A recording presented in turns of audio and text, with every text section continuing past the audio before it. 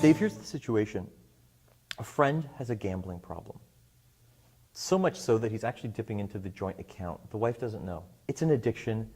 Does that justify you going behind his back, essentially ratting him out to the wife? Believe me, I'm the first guy to say that, what happens in Vegas stays in Vegas. What happens between friends, you should... Absolutely. That's the code. Yeah. Omerta. That's I believe right. as an Italian, you understand the code of silence. I've been told that. I would adhere to that at all times, except in this one instance. And why is that?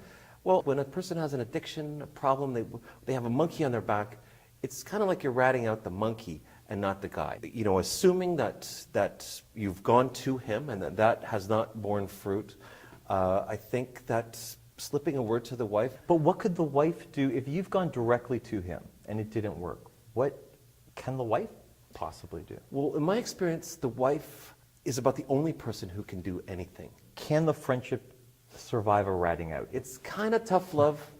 He's not going to thank you for it. It's almost like you're throwing yourself on the grenade. Say, I'm going to help this guy, even though he's going to hate me for it. I would draw the analogy to somebody with a gambling problem or an addiction. Someone who gives advice too much and has to be stopped? Yeah, that's my If addiction. I went to your wife, Dave, and said, listen, I don't know what to do, but Dave, he's giving advice constantly. Can't stop Even himself. when we don't ask him for it, he's giving it. Please, could you... He's starting to give unsolicited could advice. we still be friends?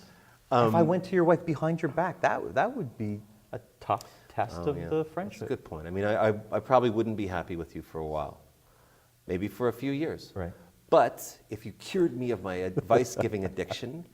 Down the road. And I was able to move on to more useful endeavors Right. to humanity, I guess I would probably say thank you, William. And you know what, Dave? Because you assimilated that into your own life and your advice suddenly clicks for me, I understand what you're saying.